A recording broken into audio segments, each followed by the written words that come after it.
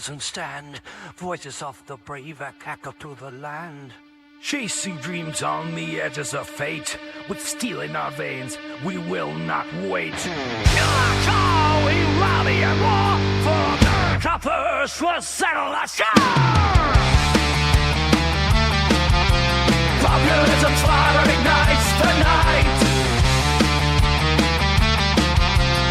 and your face will shine a light. From the ashes of the past we stride. With iron resolve, we will not divide. The forever burns bright, kneeling and strong.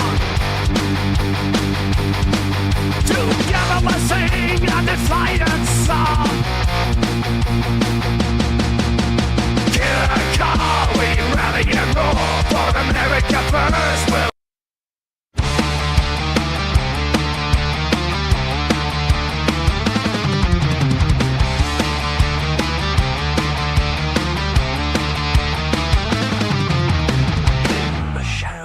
Rise and stand, voices of the brave echo to the land. Chasing dreams on the edges of fate, with steel in our veins, we will not wait. Call, we rally and war, for the coppers will settle the score. Populism's fire ignites the night, and your face will shine a light. From the ashes of the past we stride. With iron resolve, we will not divide. The forever burns bright, kneeling and strong. Together we'll sing a defiant song. Hear a call, we rally and roar, for America first will.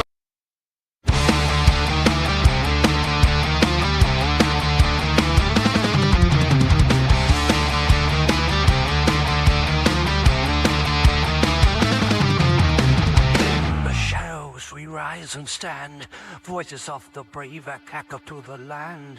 Chasing dreams on the edges of fate, with steel in our veins, we will not wait. Call, we rally and war, for the coppers will settle the score.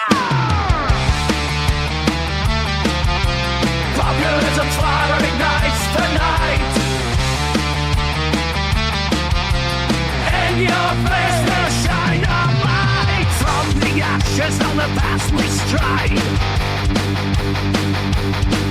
With iron resolve, we will not divide. The forever burns bright, kneeling and strong. Together we'll sing a defiant song. Hear a call, we rally and roar, for America first will.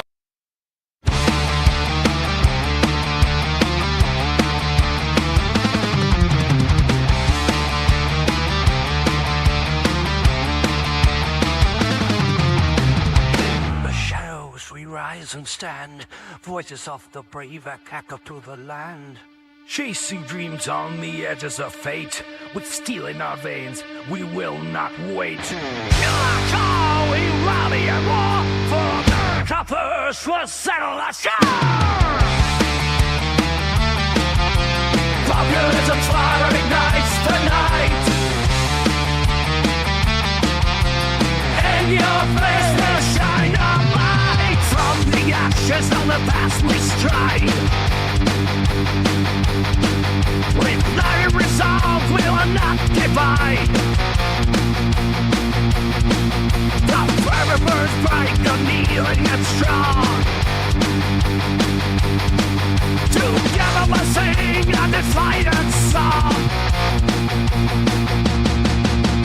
Hear a call, we rally and roar, for America first will.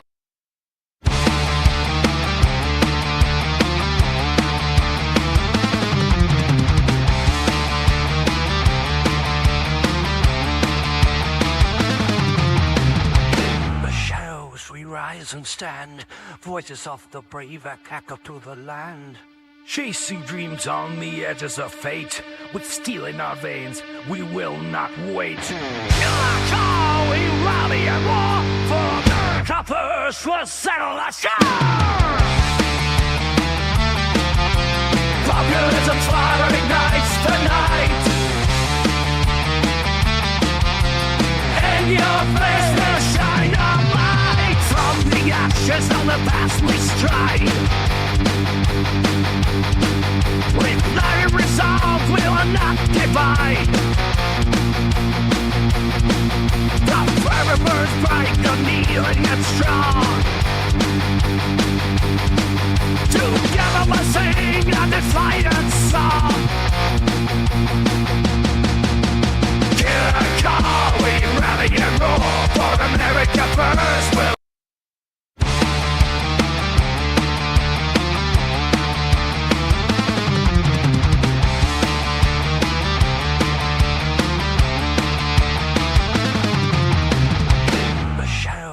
rise and stand. Voices of the brave echo to the land. Chasing dreams on the edges of fate. With steel in our veins, we will not wait. Shall we rally and war for the choppers will settle the score? Populism's fire ignites the night, and your face will shine a light. From the ashes of the past we stride. With iron resolve we will not divide. The fire burns bright, unyielding and strong. Together we'll sing a defiant song. Hear a call, we rally and roar for America first. We'll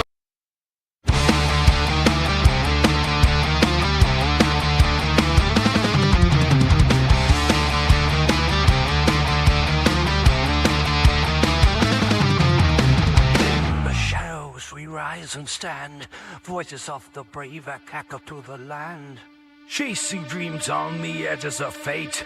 With steel in our veins, we will not wait. Shall we rally and war for the choppers will settle the score?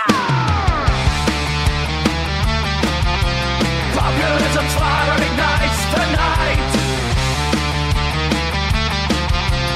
and your face will shine a light. From the ashes of the past we stride. With iron resolve we will not divide. The fire burns bright, unyielding and strong. Together we'll sing a defiant song. Hear a call, we rally and roar for America first.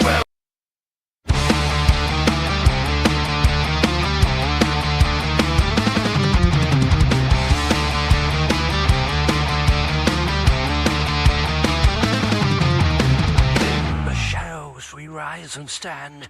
Voices of the brave echo to the land. Chasing dreams on the edges of fate. With steel in our veins, we will not wait. Shall we rally and war for the choppers will settle the score? Populism's fire ignites the night, and your face will shine a light. From the ashes of the past we stride. With iron resolve we will not divide. The fire burns bright, unyielding and strong. Together we'll sing a defiant song. Hear a call, we rally and roar for America first. We'll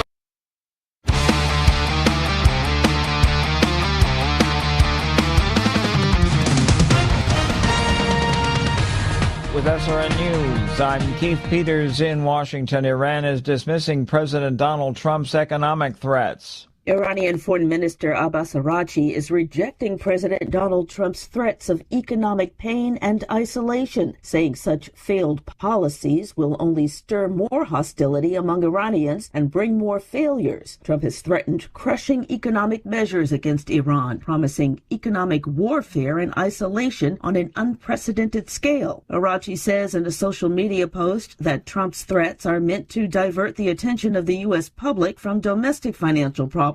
I'm Donna Warder. Federal agents have seized electronic devices related to allegations of sexual misconduct against former California Representative Eric Swalwell. Federal agents seized electronic devices from former Representative Eric Swalwell at the San Francisco airport on Saturday and searched his Washington home a day later as part of an investigation into allegations of sexual misconduct by the ex-Democratic congressman from California. Swalwell resigned from Congress in April following allegations that he had sexually assaulted a woman twice, including when she worked for him. 3 other women also allege various kinds of sexual misconduct. The 7-term lawmaker was considered one of the leading candidates in California's gubernatorial race before dropping out after the allegations surfaced. I'm Lisa Dwyer. Communities still recovering from last weekend's hurricane in Hawaii could get pounded again in coming days. Hurricane Lala tore roofs off houses, covered roads in mud, and left thousands of homes without power. Now forecasters are warning another tropical storm could form as early as today in the Pacific and approach the islands this weekend. On Wall Street, the Dow down by 703 points. This is SRN News. Massachusetts just adopted a new law that will allow doctors to carry out abortions right up to the moment of birth. Dr. Albert Mohler is with the Southern Baptist Convention. We need to understand what we're talking about here. There's a basic worldview collision between the culture of life and the culture of death. In the culture of life, every single human life is respected from the point of fertilization until natural death, making something like abortion not only wrong, but morally unthinkable. The culture of death is so absolutely enraptured with personal autonomy that it can be used to deny or even take the life of others. Since the Supreme Court overturned Roe v. Wade, a number of states have moved quickly to either ban or severely restrict abortion. However, some states have gone in the opposite direction, expanding abortion and seeking to make themselves abortion destinations. Massachusetts, California, and Illinois are the 3 most prominent ones. Each of them is led by Democrats. This is SRN News. Are you tired of weak, woke, whisper politics? Then buckle up, America, because Killer Karl is here, turning politics all the way up for the America First movement. We're exposing the swamp, crushing the globalists, and fighting for the forgotten men and women who built this country. Killer Karl, the most unapologetic, high-octane political show on radio. It'll make your blood pump and your neighbors wake up. I tripped up on one question last night regarding Taiwan. But, you know, I've said many times, I'm not a politician, certainly not a career politician. I don't speak politician. You know, I was just honest, and I think that's kind of a foreign concept. But I talked to several people today. I traveled around the state, and they said, you know, we appreciated the fact that you were honest. And I did say several times that, you know, China is our enemy, our military and economic threat to the United States. Of course, Taiwan is our friend. But I think people in South Carolina are more worried about making ends meet. They're concerned about boys and girls sports. One lady talked to me extensively about that today. They're concerned about the Second Amendment. They're concerned about the Save America Act, illegal immigration. So they're concerned about a lot of other things other than Taiwan. Nothing too difficult here. All right. Beautiful. So yesterday during the debate, Representative... Keep those prices up. We're not going to destroy the value of their homes so that somebody that didn't work very hard can buy a home. All right, welcome to a Thursday night edition, August 20th, 2026, the year of MAGA. Welcome to the Killer Karl radio show. Listen, in the 8 o'clock hour, the phone lines will be open. The number is 484-939-9822. If you want to be part of the conversation. You know, Darlene Graham. What an embarrassment. That's all I can say. I think it's Lindsey Graham with a wig. I feel like Lindsey Graham didn't really die. He just transitioned into a woman. And that's what you got right there. You got Darlene Graham running around pretending like she's honest, right? Oh, I'm honest because I didn't know the answer to a question. That's so obvious, right? And then you've got Botox Sean Hannity, right? You got him on there with all the Botox and the manicures and talking about, oh, well, I've known your brother for a long time. And by the way, if you're watching Sean Hannity, the fact that he's been friends with Lindsey Graham for a long time, and he has because he used to come on his show all the time, tells you everything you need to know about Sean Hannity. The fact that Sean Hannity's text messages in Discovery from Dominion voting machines, it came out that he basically said Trump was a kook. He wasn't buying any of the election thievery or whatever. That tells you who Sean Hannity is, right?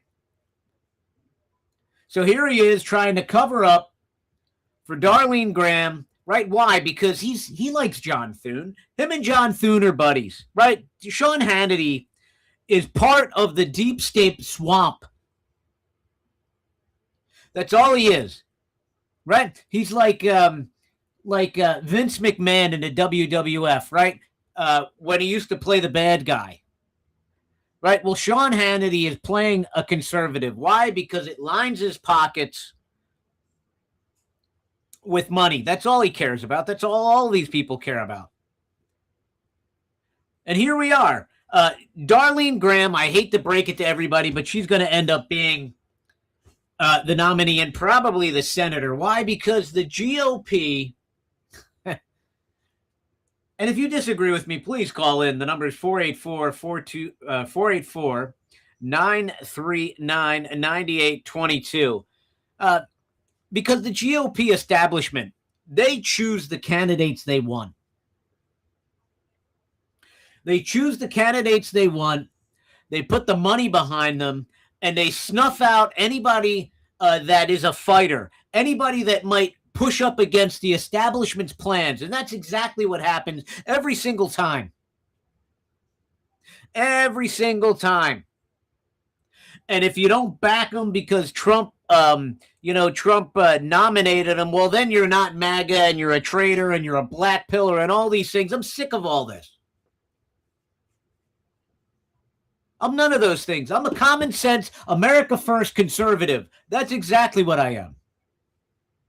I care about my country. I care about what's best for my country. And Lindsey Graham clearly did not care about what was best for America or even South Carolina because he spent more time in Israel and Ukraine than in his own damn state worrying about how much the gas was going to cost for the people of South Carolina.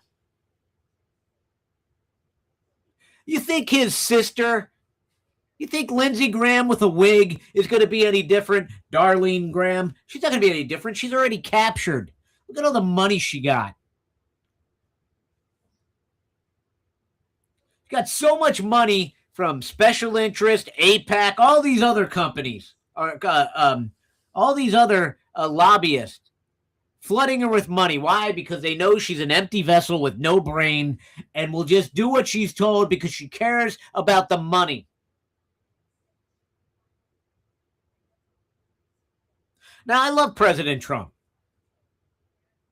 You know, he was probably told, hey, you know what? You should probably endorse her. It's going to be great. It's going to be an easy seat to win and maintain. We'll use the sympathy of she just lost her brother. And President Trump also is a loyal guy, so he's probably thinking, all right, let me be loyal to Lindsey Graham, who wasn't very loyal to him because Lindsey Graham pushed him into this Iran war. And there's plenty of video that I could play from the radio audience and the social media audience. Plenty of it. You know, but I think finally we're starting to get some common sense out of the White House. I do. I think they're unleashing Scott Bessent to unleash economic warfare against Iran, and I think that was what we should have done from the beginning, to be perfectly honest with you. But at least we're doing it now. Now there's going to be some pain with this economic warfare. I guarantee it. It's going to hurt China. It's going to hurt other countries that do business with Iran behind our back, which is going to basically whiplash into the United States economy, kind of like we're seeing now, but maybe a little worse. Now, the fact that Scott Bessent is out there on CNBC trying to calm the waters of the Treasury, the 30-year Treasury bond that spiked to an all-time high, tells you everything you need to know. Spending's out of control in Washington. Every day we continue this war in Iran. It just costs the American taxpayers more money. You heard President Trump. He doesn't want to bring down the price of housing because lazy people can't afford a house. Now, I don't know why his staff allows him to say stuff like this, because it's just going to be used against him. Our youth aren't lazy. Vivek Ramaswamy and Elon Musk will let you think that the American youth are lazy. They're not lazy. They feel defeated. They're doing everything they're told to do. They're going to college. They're going for the tech jobs. They're going for accounting jobs and all these things. And H-1B visas and all these foreign students that come in here are taking up these jobs because they work cheaper. That's exactly why. Silicon Valley is full of them. Now you have companies in Texas are full of them. Full of these H-1B visas. New York's full of them, stealing jobs from our youth.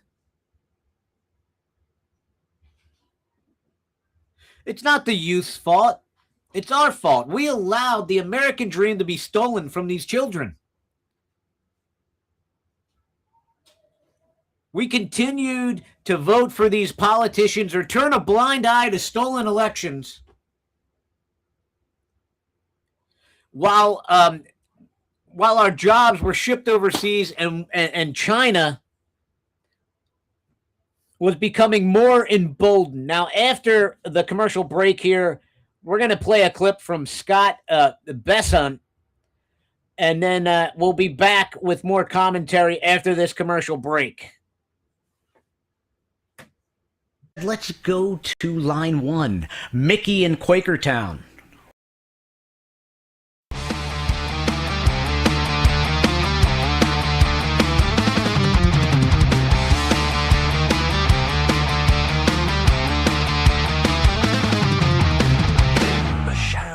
Rise and stand, voices of the brave echo to the land. Chasing dreams on the edges of fate, with steel in our veins, we will not wait. Killer call, we rally and war, for America first will settle the score. Populism's fire ignites the night, and your face will shine a light. From the ashes of the past we strive, with iron resolve we will not divide. The fire burns bright, unyielding and strong. Together we'll sing a defiant song. Killer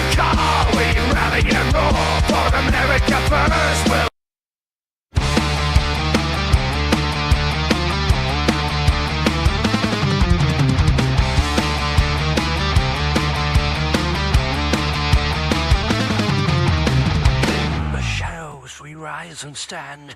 Voices of the brave echo to the land. Chasing dreams on the edges of fate. With steel in our veins, we will not wait. Killer call, we rally and roar. For the choppers will settle the score. Populism's fire ignites the night. And your face will shine a light. From the ashes of the past we stride. With iron resolve, we will not divide. The fire burns bright, kneeling and strong. Together we'll sing a defiant song. Killer call, we rally and roar. For America first, we'll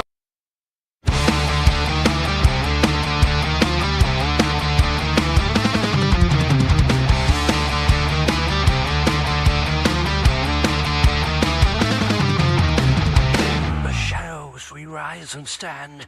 Voices of the brave echo to the land. Chasing dreams on the edges of fate. With steel in our veins, we will not wait. Killer call, we rally and roar. For the choppers will settle the score. Populism's fire ignites the night. And your face will shine a light. From the ashes of the past we stride. With iron resolve, we will not divide. The fire burns bright, kneeling and strong. Together we'll sing a defiant song. Killer call, we rally and roar. For America first, we'll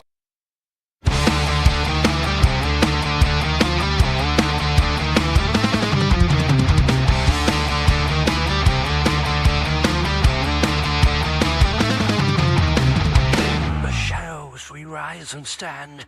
Voices of the brave echo to the land. Chasing dreams on the edges of fate. With steel in our veins, we will not wait. Killer call, we rally and roar. For the choppers will settle the score. Populism's fire ignites the night.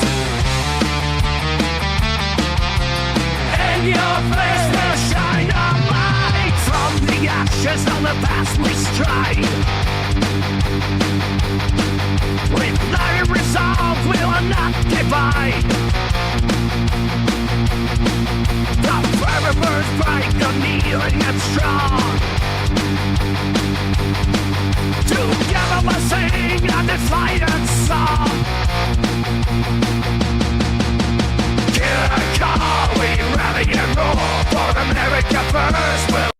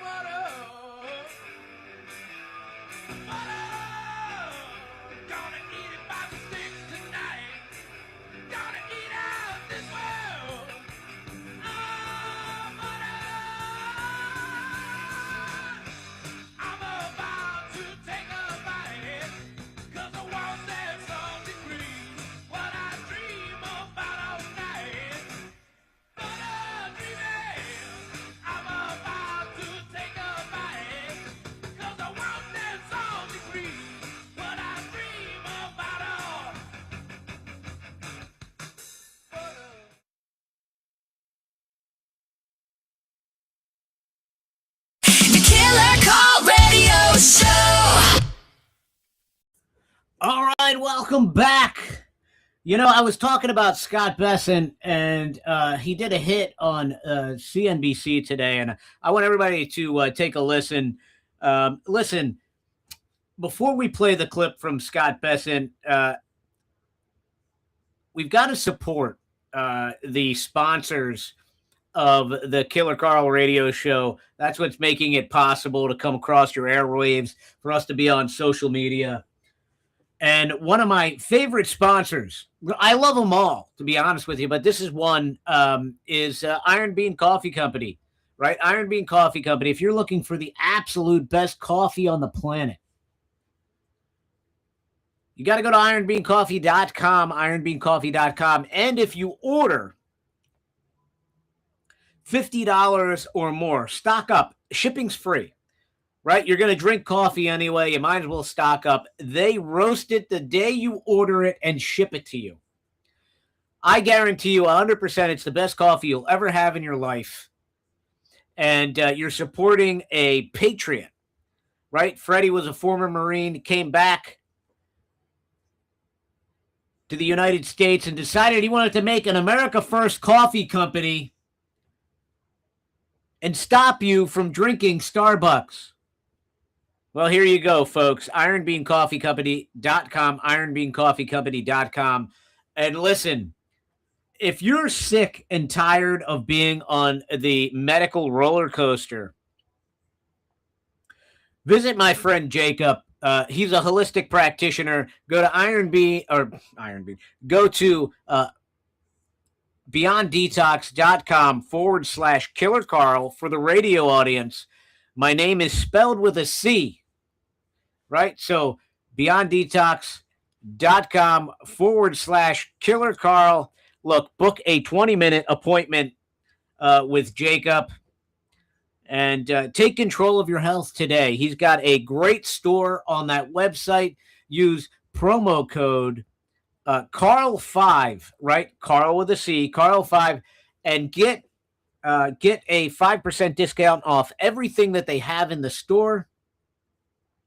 And you're going to absolutely love it. Now, listen, for the radio audience out there, tomorrow I will not have a live broadcast. It will be a rebroadcast of one of these shows this week.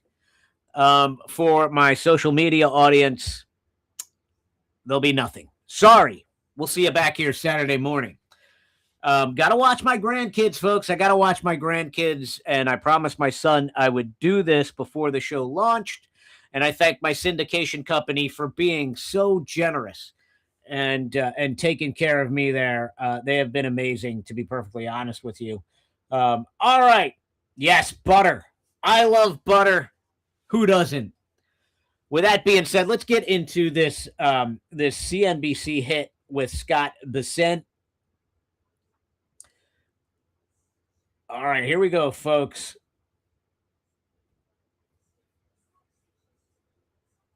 Secretary Bessent, welcome back. It's good to see you. Sarah, good morning. Good to see you. So talk us through what you were trying to do here by announcing the increased size of the buybacks. Yeah, we're trying to signal that we think that this is a thinly traded area of the market, that we're in August, and there's been a lot of corporate issuance that's influenced the market. And we believe that there are many underlying factors that the market is not looking at, and we are going to make a market in these. We routinely do buybacks, and we're going to increase the size of the buyback. And Sarah, I would note that it could be more than the $4 billion per issue. Yeah, I was going to ask how big this could get if the signal here is that you're not happy with the. So let me just pause that for a minute, because that's quantitative easing, folks. That's exactly what that is, right? So it was done under Obama. It's not good. It's not a good sign, right? It's telling you that other countries don't have faith in the American people. Because let's be honest, the credit of the United States, the faith and credit of the United States is the American people. Right? So we saw this, and I know Scott Bessent, I love him, absolute genius. He's got to paint a rosy picture here, but it's not good. We've got a very thin needle to thread if we don't want to end up in worse than what we were in 2009, the housing crash, all those things, right? Because what people don't understand, when the Treasury bond, the 30-year goes up, it causes your mortgage to go up. It causes a lot of things to go up.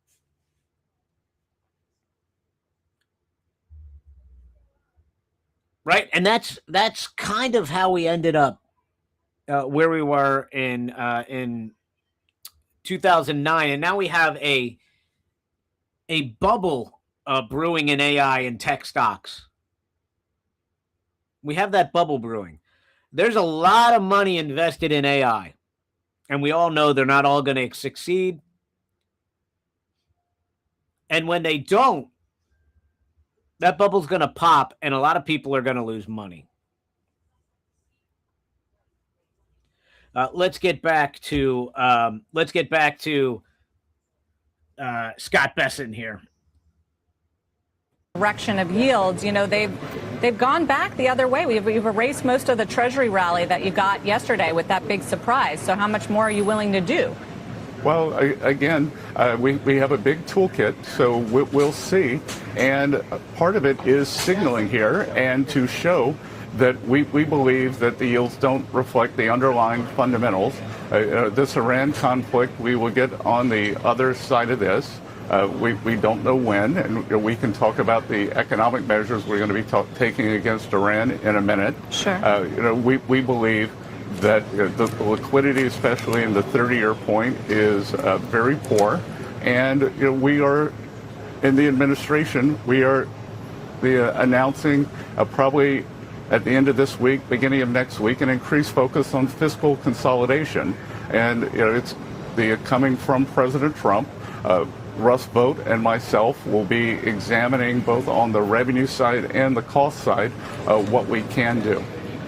Yeah, because that's where I was going to go and where a lot of the analysis is focused, as you know, Mr. Secretary, which is, strong signal from the administration on the buybacks, but, the fundamentals are ultimately what is going to prevail here in the bond market, and the fundamentals are hard to ignore when it comes to the size of our debt, with public debt increasing to now $40 trillion. Yeah, I mean, look, Sarah, there's nothing magic about the 40 trillion number, and we can grow our way out of that. So, but what we do want to signal is I think that there's been a lot of misinformation in terms of what's going on with the deficit, what's going on with the deficit to GDP. We actually had a fiscal consolidation for the calendar year 2025. We were at about 5.7% of GDP, and one of the things that's temporary here that's influencing the deficit has been these tariff refunds, and we won't have to do that again. And the Ambassador Greer, through the 301 process, is re-implementing the same level of tariffs, and I would expect that our 2026 tariff income is going to be roughly what it was in 25. And we're going to be able to keep that in terms of the budget consolidation. The other big item in the budget that we're seeing is the hit that we're taking from to revenues for the immediate expensing of factories and of equipment and farm structures. And I think that if people sit back and think that's not government spending, that is actually an investment in the future, and we're increasing the tax base. And that is what measures the wealth of a nation, is the ability to increase after-tax return on capital. So we're pulling back think of it as pulling back the slingshot here. We have a lot of potential energy that will turn into kinetic energy during this year, next year, as these factories come online. So do you think we've seen peak deficit during this administration? I think a very, very good chance we have. That we are going to be laser focused, as I said, OMB Director Vought, myself, the President, that combined with the Vice President's Fraud Task Force, where I think we could save several $100 billion. Yeah. because the funding needs, I think, are daunting to a lot of folks. The dependence on foreign bondholders, for instance. We saw the intervention in the Japanese yen, and that's erased a lot of the progress there. And so there are kind of all these worries at once about what's going to happen ultimately with these holders of treasuries. Again, people have bad information. I have asymmetric information. So, I think that the market should think, well, why would we have joined the Japanese in the intervention at this time? Do we know something the market doesn't know? That in terms of being willing to do, what I would call a treasury twist here, in terms of the bond market, what do I know that the market doesn't know? So, I think the market's probably gotten a little ahead of itself. A lot of people, not much to do in August. Well, does it tie Kevin Warsh's hand, your newly instated Fed chairman, who signaled... Why would it do that? Well, just if he does need to raise interest rates because inflation is above target or trim the balance sheet, as he said, that would work against what you guys are trying to do here with long-term rates. I think that the Treasury and the Fed would work together if there was any change in the balance sheet, and we would adjust to any kind of runoff that they're doing. Got it. And what about on rates? What if they have to raise interest rates? Wouldn't that be problematic? That has nothing to do with the decision that I announced this week on the buybacks. Okay, but inflation, you mentioned oil and Iran, and I do wonder how much, it's hard to fight it. Right now we have Brent back to 94, and that's putting pressure on bonds with yields higher, the inflationary outlook because of oil. I mean, we thought it was going to be temporary, but now we're, almost 6 months out here into this war. Well, again, this is headline inflation. What we're seeing in core inflation, both in goods and services, is down, and that's what matters. We're seeing the wage increase, especially in a lot of the hospitality sectors, come down. We are seeing that the bottom 25% of Americans get good wage increases, but that's being contrasted by the top earners. So the wage inflation has come down, and the core inflation is down. We had the biggest decrease in pharma prices, I think, in history since we've been measuring the sequence. So, the underlying factors, other than energy, and there is no, we aren't seeing anything that says that the second order effects are spilling over into core inflation. As a matter of fact, in the past weeks, we are seeing the 5-year and any inflation markers is telling us that inflation is going to be lower in the future. So that raises the question about what happens next in Iran. And you mentioned the president last night said that there's more economic pressure coming on Iran. I know you're heavily involved in this and executing this. What can we expect here? Yeah, you're going to expect, I'll be holding a press conference on Monday to talk about exactly what we're going to do. And again, we have asymmetric information, and I'm not sure why oil has popped up on this, because this, for now, and it is at the president's discretion, if we are doing the maximum economic pressure, then that means that likely there will not be a large-scale kinetic restart. But I would emphasize that is for now. And look, we do have control of the strait. You would have seen media reports that large amounts of energy are getting out.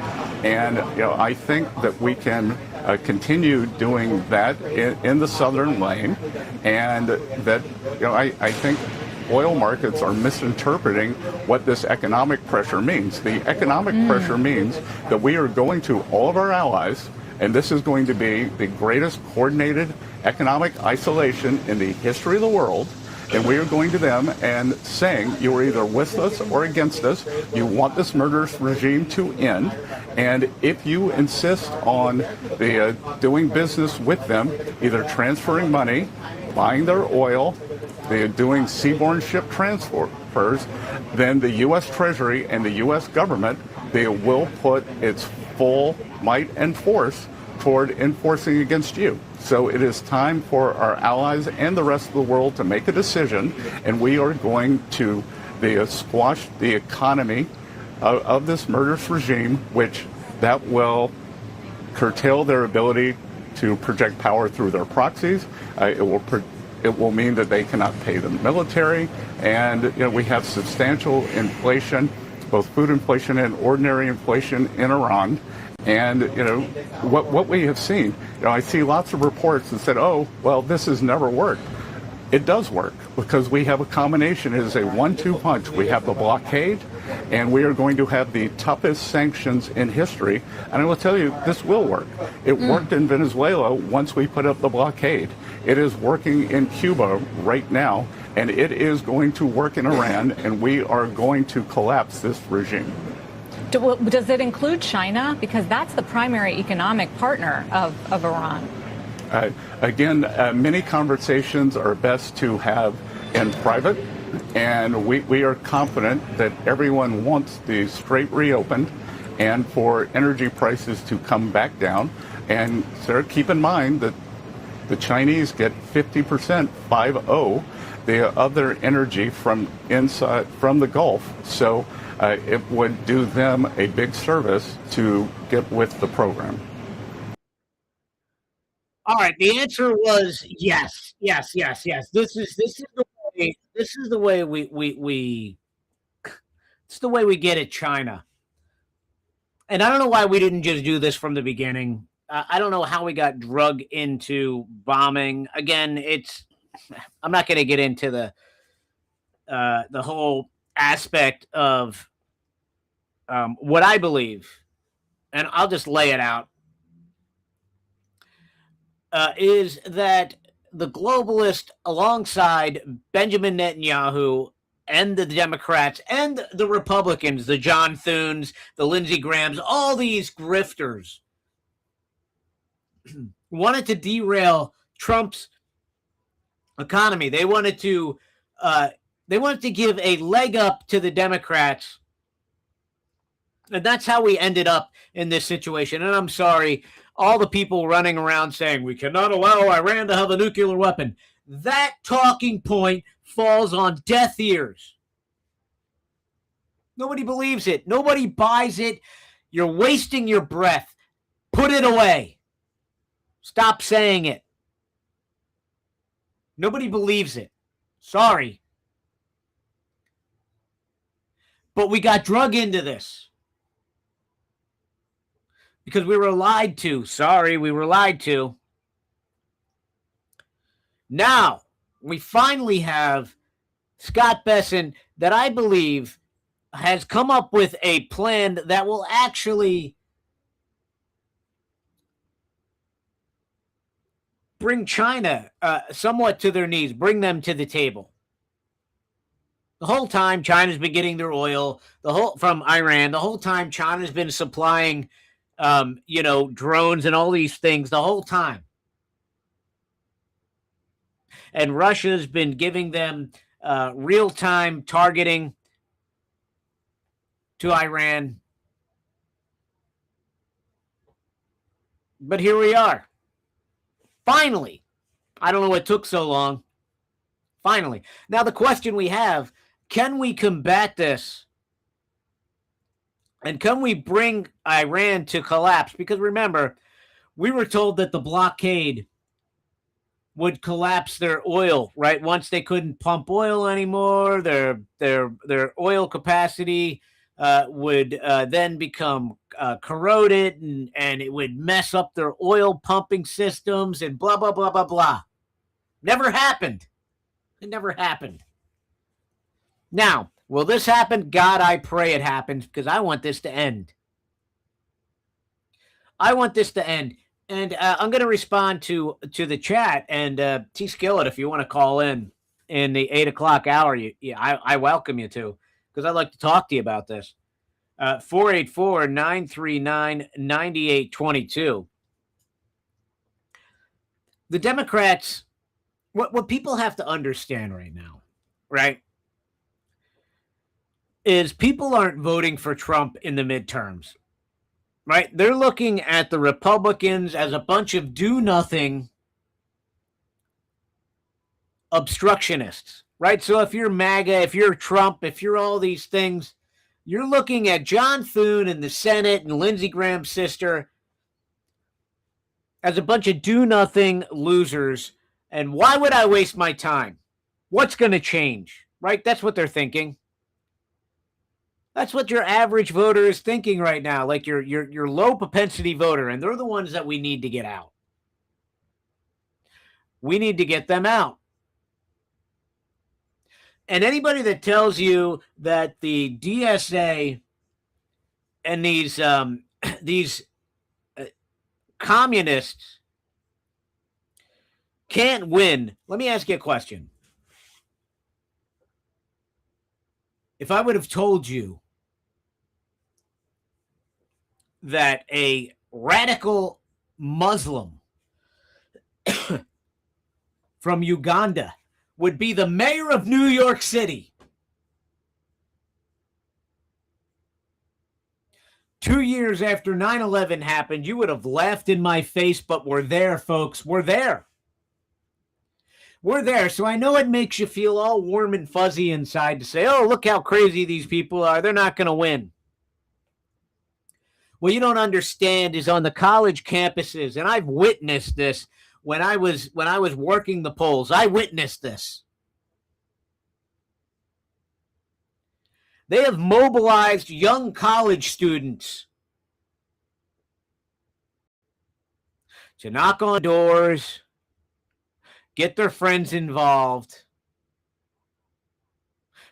and you've got these old senior citizens that the Democrats are great at targeting. Trump's going to push you off a cliff. Do we not remember the Paul Ryan commercial with him pushing grandma off the cliff in her wheelchair? Remember, these old people, they're not watching, alternative media. They're not listening to the Killer Carl radio show. They're watching Jeopardy. And after Jeopardy, the evening news comes on. That's controlled by CNN. I'm telling you, people, don't underestimate the Democrats. Don't underestimate the DSA.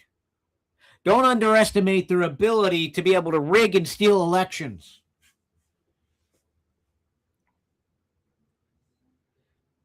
Because that's what they do. They're experts at it. They're experts at the ground game. You know, the Republican Party, and I had Charlie Alexander on. I had John Alante Macaulay. You heard it from his mouth. The Republican Party in Pennsylvania and in many places, they don't want you intervened. They don't want you to come in with fresh ideas. Why? Because my good friend Charles Alexander says that second place in politics pays just as much as first. And it's true. Absolutely true. Right? The Republican Party in Pennsylvania, it's the good old boys club. They don't care if they win. They don't care if they lose. They care about the plaque on their shirt. They care about the status of being the head of the GOP in Pennsylvania. That's what they care about. And they're threatened by anybody that comes in with any new ideas that might rabble-rouse or shake things up and rise to the head of the party. They don't want you to bring in change because they're comfortable with losing. That's exactly why. And that's why we should be afraid, because who's excited to go out and vote for Darlene Graham? Who's excited to go out and vote for Michelle Tafoya in Minnesota that iced out Royce White? And you're told Royce White can't win. He can't win. He can't win an election. How do you know? That's what the GOP talking points are telling you, that he can't win, but he can win. He can, because he's going to pull votes from the inner city. He's going to go into the inner city. The problem is the GOP establishment, they can't control Royce White. John Thune can't control Royce White.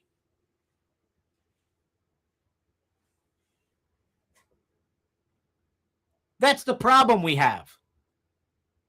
We get the GOP selects a candidate and they cram it down your throat. And then they tell you, after they cram this lackluster candidate down your throat, oh, do you want to surrender the country to the communists? You better vote for him. That's what you hear. You know I'm telling you the truth. And then if you call out these candidates, like you call out Darlene Graham, well, because President Trump endorsed her. You better like her. You better say she's great. Because if you push back against her, well, then you're a black pillar. You're anti-Trump. You're not on the Trump train anymore.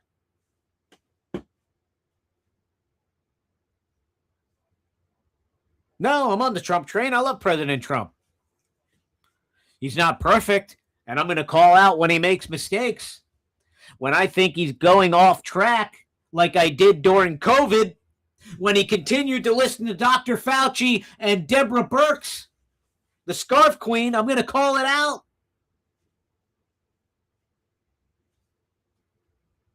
And the same old people say the same thing to me like they did back then. Oh, you don't know what's going on. It's 3D chess. QAnon said, Trump's doing things behind the scenes and Joe Biden's in the basement, locked up, and Hillary Clinton's in Guantanamo Bay. You're all a bunch of morons if you believe that 3D chess is being played right now. I'm sorry, it's not. Just like it wasn't being played during COVID. It doesn't mean President Trump's a bad president. It just means he got duped. That's all it means. He got duped, and I pray that Scott Bessent has a plan. It sounds like he's got a great plan. Now he's going to have a press conference Monday, and I'm going to be excited to hear exactly what he has to say.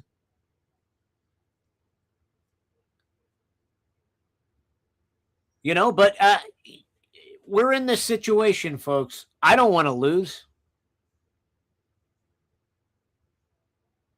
I don't want to lose. I don't want to lose the midterms. I don't want to lose the war. I don't want to be in this war. But we're here.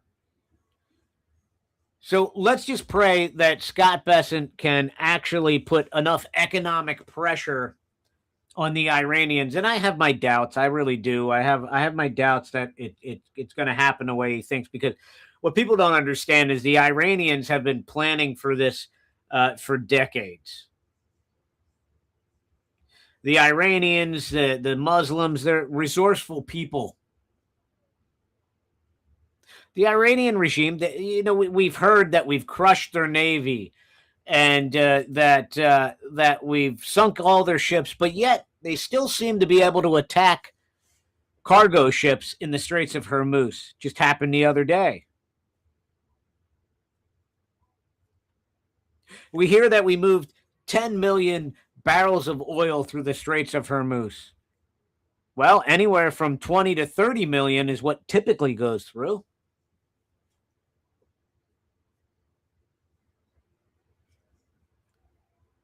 So it's some progress, but it's not enough. And then you add on top of it the fact that we're doing quantitative easing and we're buying our treasury bonds back because no other country wants to buy them. That's what that means. That's exactly what it means. And then we have the situation in South Korea where we're refusing to do war games with South Korea because we're afraid. I'll tell you why. We're afraid that China's going to liquidate our treasury bonds that they hold. They don't have to liquidate all of them. They just have to start to liquidate a couple. That would cripple us financially. That would send us into a downward. You see, people aren't thinking about this.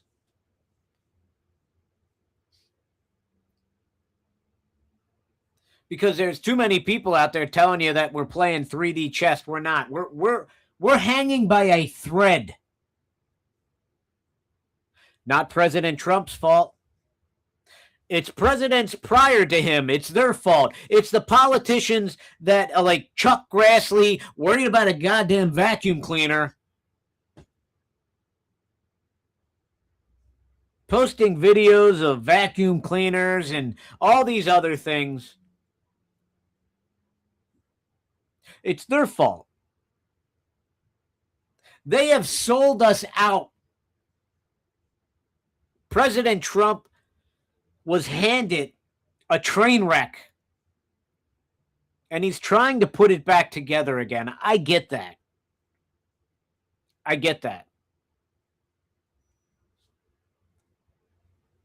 But people have to realize we're not in the best situation right now, and anybody tells you everything's going to be rosy and great, they're lying to you. They're lying to you, and I'm not going to sit here and lie to you. Think about what I'm telling you. Think about what I just laid out.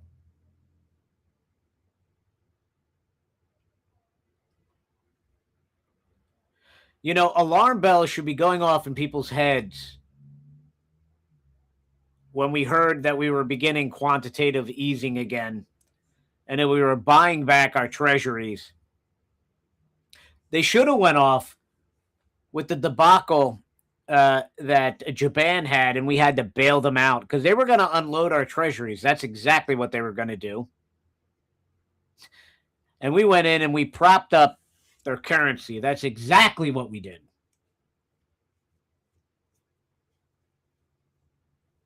You know, and you're not going to hear this from a lot of places. And, you know, you're going to get the happy talk and the fuzzy feel good. We're winning, we're winning, we're winning. Not reality. I'm sorry. It's not. And you should be deathly afraid of these communists taking over. They're doing it. They're working with the radical Muslims, and they're aligning together, and they're slowly working their way up to higher and higher political offices.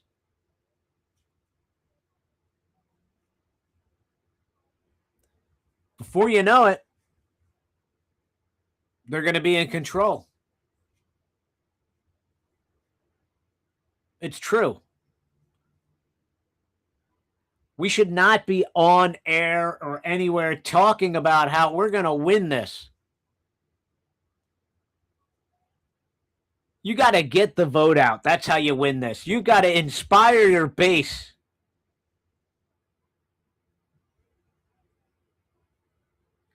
Yeah, Skillet in the chat. If you're listening on radio, find me. You can find me on Getter, Killer Carl Radio. You can find me on Rumble, Killer Carl Radio. You can find me on Facebook, Carl Brown. You can find me on YouTube, Killer Carl Radio. Jump in the chat. Let me know what you're thinking. But yeah, they want to revise the court, and that's exactly what they're going to do. The Skillet in the chat, you know it as well as I do. They're going to nuke the filibuster. They're going to make D.C. a state. They're going to make Puerto Rico a state. This is day one.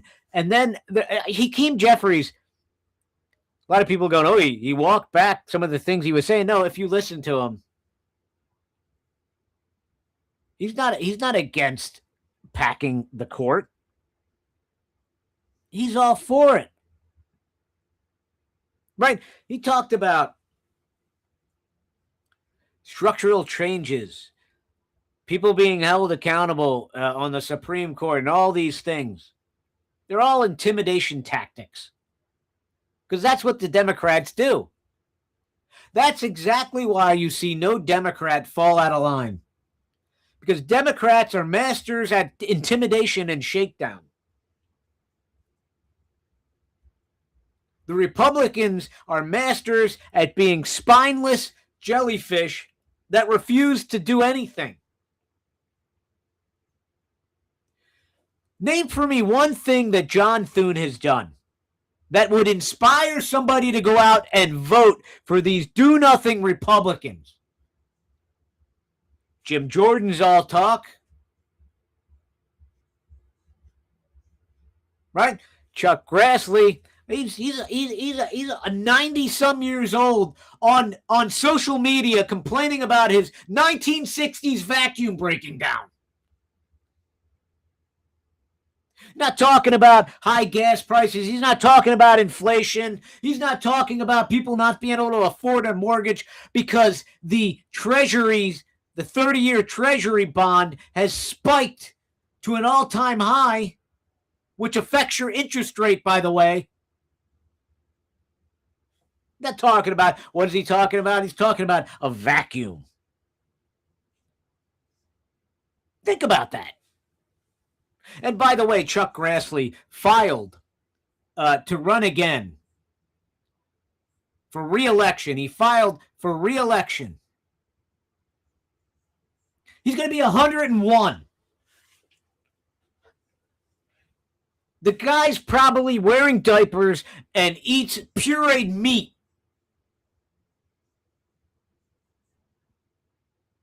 Right? But here we are. We're gonna criticize. We're going to criticize Joe Biden. And by the way,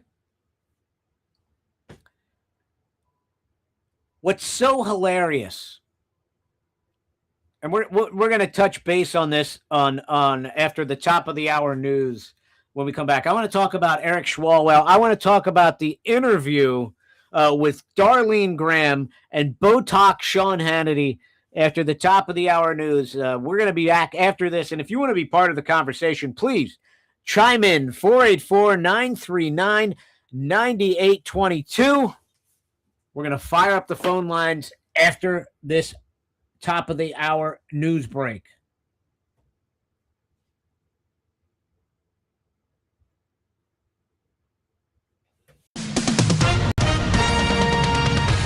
With SRN News, I'm Keith Peters in Washington. Iran is dismissing President Donald Trump's economic threats. Iranian Foreign Minister Abbas Araghchi is rejecting President Donald Trump's threats of economic pain and isolation, saying such failed policies will only stir more hostility among Iranians and bring more failures. Trump has threatened crushing economic measures against Iran, promising economic warfare and isolation on an unprecedented scale. Araghchi says in a social media post that Trump's threats are meant to divert the attention of the U.S. public from domestic financial problems.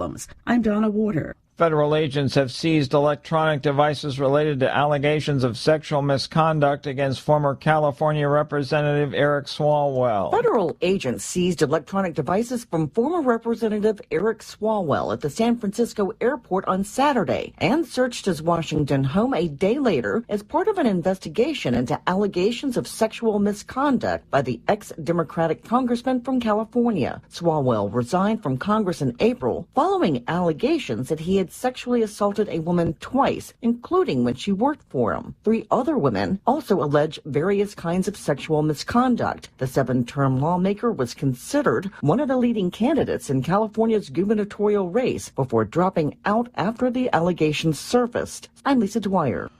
Communities still recovering from last weekend's hurricane in Hawaii could get pounded again in coming days. Hurricane Lala tore roofs off houses, covered roads in mud, and left thousands of homes without power. Now forecasters are warning another tropical storm could form as early as today in the Pacific and approach the islands this weekend. On Wall Street, the Dow down by 703 points. This is SRN News. Massachusetts just adopted a new law that'll allow doctors to carry out abortions right up to the moment of birth. Dr. Albert Mohler is with the Southern Baptist Convention. We need to understand what we're talking about here. There's a basic worldview collision between the culture of life and the culture of death. In the culture of life, every single human life is respected from the point of fertilization until natural death, making something like abortion not only wrong, but morally unthinkable. The culture of death is so absolutely enraptured with personal autonomy that it can be used to deny or even take the life of others. Since the Supreme Court overturned Roe v. Wade, a number of states have moved quickly to either ban or severely restrict abortion. However, some states have gone in the opposite direction, expanding abortion and seeking to make themselves abortion destinations. Massachusetts, California, and Illinois are the three most prominent ones. Each of them is led by Democrats. This is SRN News.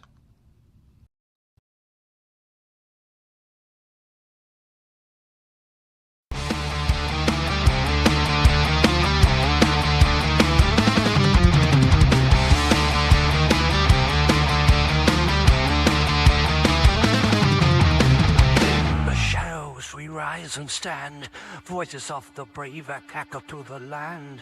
Chasing dreams on the edges of fate, with steel in our veins, we will not wait. Killer call, we rally and war, for America first, we'll settle the score!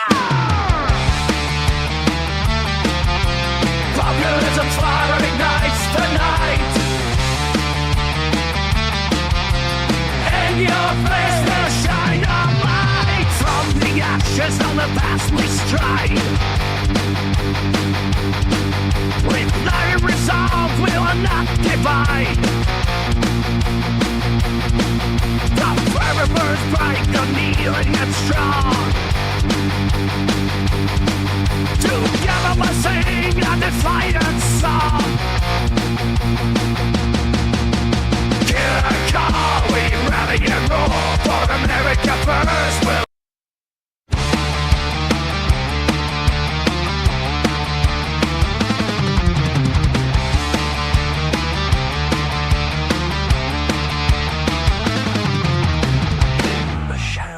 Rise and stand, voices of the brave echo to the land.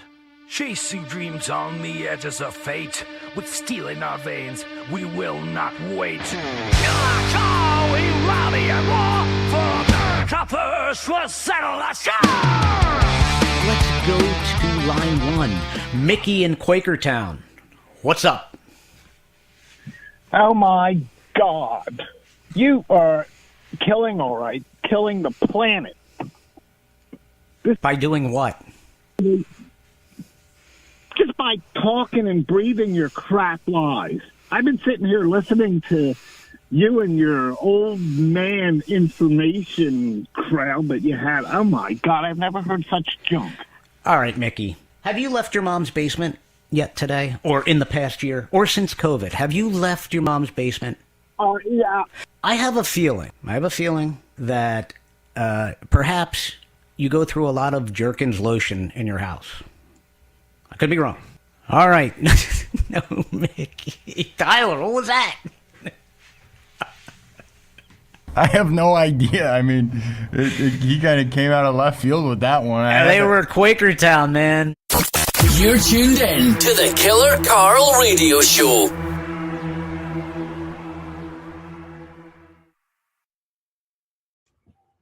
All right, welcome back to the Killer Carl Radio Show. The phone lines will be open. The number is 484-939-9822. But before we open up the phone lines, let's get into Eric Swalwell. You know, I kind of felt like this was coming. But, well, don't get too excited, folks. That's all I'll say. We have just learned that the FBI has seized former Congressman Eric Swalwell's electronics, and this happened on Saturday. They took those electronics from him at San Francisco International Airport on Saturday and then from his Washington, D.C. home on Sunday. Eric Swalwell was not detained or arrested, and we're told the federal investigation involves sexual misconduct allegations against him. Two women who have spoken publicly about sex misconduct have just learned that the FBI has seized former Congressman Eric Swalwell's electronics, and this happened on Saturday. I absolutely love that they gave him a little sweet justice, right? They gave him the old sweet justice that everybody else got, where they basically they shake you down in a public place. They shake you down in a public place. But the reality of it is that nothing's going to happen to Swalwell. Nothing's going to happen to him at all. And listen, if you want to be part of the show, we're going to fire up the phone lines right now. And you can be part of the show. You can call me an idiot. You can say whatever you want, as long as you don't curse. If you curse, well, then we're going to have a problem. But if you want to call in and want to be part of the show, you can call in right now, 484-939-9822. 484-939-9822. Call in, and I want to hear what you have to say because, the reality of it is the media is going to use this Eric Swalwell thing to try to fire up the base, get him out to the midterms. Look, we're getting justice. Things we haven't gotten, and it's not Trump's fault, and Messenger in the chat. If you're a radio listener and you're not in the chats on the social media, you're missing out because we got Messenger 911. He says Donald Trump is Jesus. That's the problem, Messenger. You see, that's the problem I have with people. Is that they treat him like he's Jesus. He's not Jesus. He's a normal human being, and he got duped by Dr. Fauci and the Scarf Queen, and he got duped by Bibi, Benjamin Netanyahu, into this never-ending war.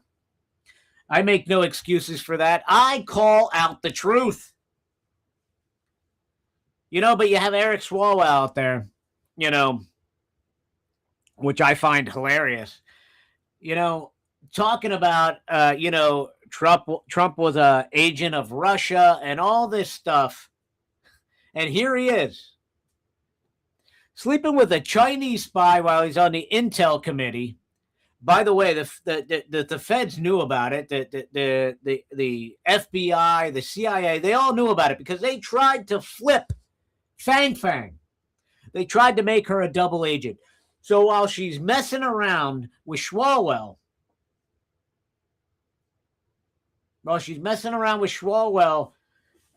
there she is. She's a Chinese spy, and they freaking know it.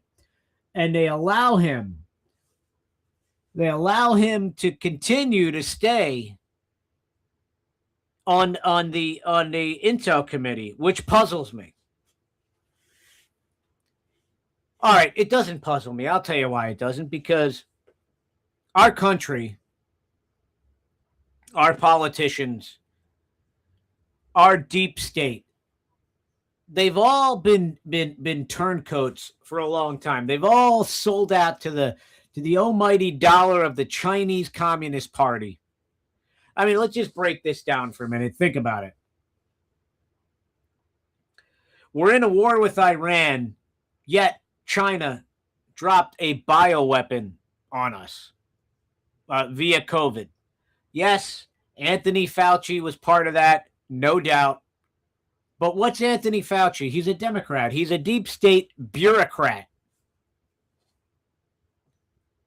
Deep state bureaucrat Anthony Fauci collaborated, anybody that tells you he didn't, collaborated with the Communist Chinese Party to drop a bioweapon on the United States, yet we still do business with China. They still make our drugs. They can still buy farmland in America.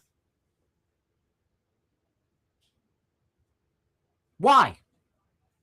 Well, because they line the pockets of our politicians. You know what Iran didn't do? You know why we're at war with Iran? Because Iran wasn't lining the pockets of our politicians.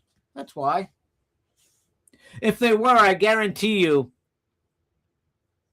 Lindsey Graham now transitioned into Darlene Graham, right? Lindsey Graham didn't die. He just transitioned into Darlene Graham. That's all we have here.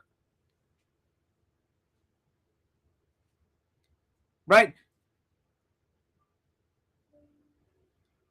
So China pretty much can do whatever it wants. Let's be honest. There's no replications. There's no where is the reparations from China? Why are we not seizing the farmland they have here?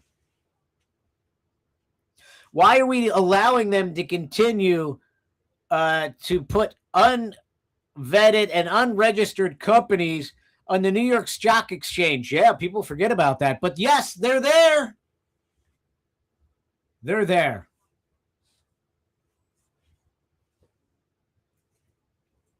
Well, because they own our politicians, that's why. And the drug cartels own our politicians, that's why. I mean, think about how many people China has killed. Think about how many American people China has killed.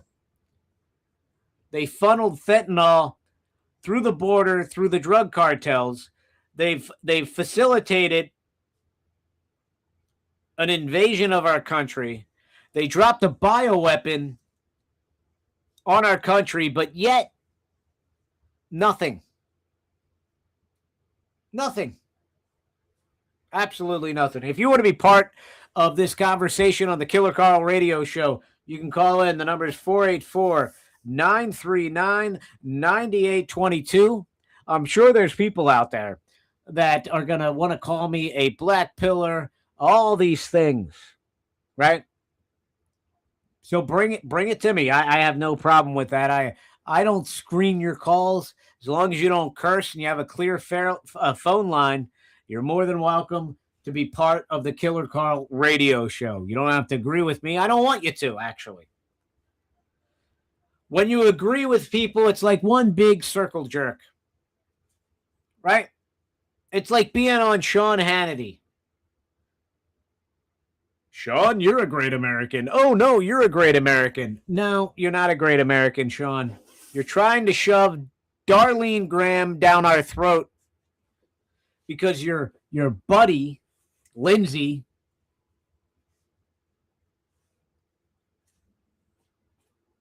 transitioned into Darlene Graham, right? Lindsey Graham didn't die. He transitioned into Darlene Graham, and that's what we have. Running around, pretending to be a woman, pretending to be stupid. And that's what you end up with, folks. That's exactly what you end up with. You know, but the reality of it is we need to be able to take our country back from the GOP, from the establishment GOP, and ward off the DSA. I don't know how we do that, to be honest. I am for once in my life where I'm usually pretty strategic and I sit back and I look at things and I'm able to figure, the fact that we have people on our side acting like this is no big deal. No big deal that the DSA has taken over the Democrat Party. It's a huge deal. And anybody's telling you that they can't, that there's no way they can win, that they're crazy. No, they can win. They have organized. And I laid this out in the first hour of the radio show. They have organized college students, disenfranchised young people that can't find a job, that maybe have a job, but it's not the job they went to college for. So now they're Ubering. They're Ubering just to have a little extra money. They can't afford a house. They can barely afford their rent. They can't afford their utility bills.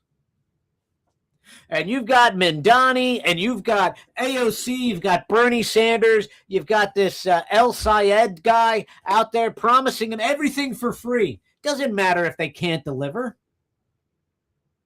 Mamdani's delivering. Because Kathy Hochul knows if she doesn't play Mamdani's game and give him what he wants, he'll get his minions and all the money behind him, the George Soros money, the CCP money, all this money that's flowing into his campaign, he'll use that to flush her out. Of course she's going to cave. because she doesn't care about America. She doesn't care about New York. She cares about her power. She cares about her status. That's it.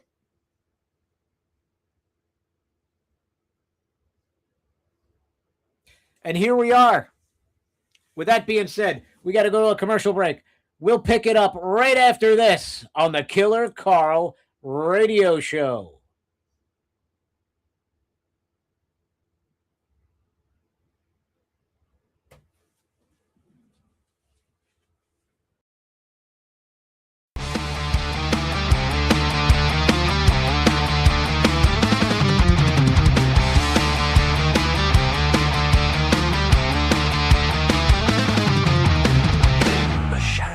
Rise and stand, voices of the brave echo to the land. Chasing dreams on the edges of fate, with steel in our veins, we will not wait. Killer Karl, we rally and war, for America first, we'll settle the score.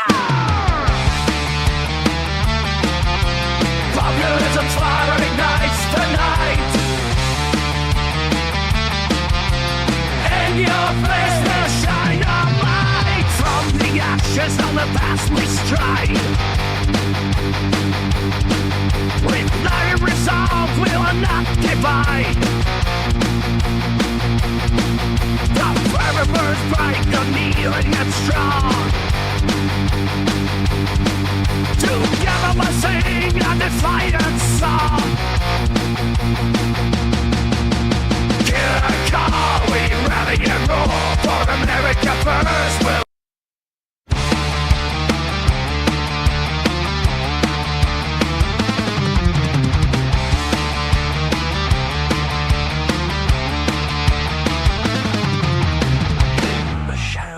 Rise and stand, voices of the brave echo to the land.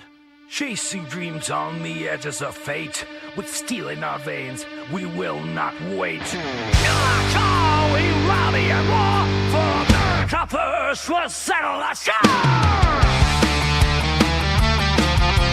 Populism's fire ignites the night, and your face will shine a light. From the ashes on the past we strive, with iron resolve we will not divide.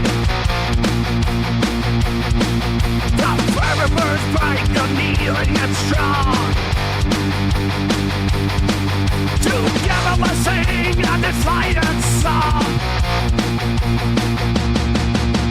Killer Karl, we rally and roar, for America first will.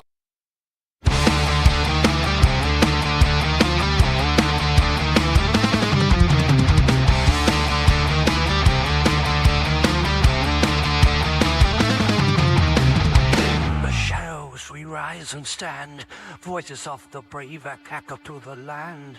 Chasing dreams on the edges of fate, with steel in our veins, we will not wait. Killer Karl, we rally and war, for America first, we'll settle the score.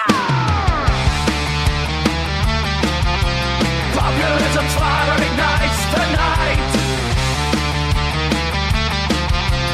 and your face will shine a light. From the ashes on the past we strive, with iron resolve we will not divide. The fire burns bright, unyielding and strong. Together we'll sing a defiant song. Killer Karl, we rally and roar, for America first will.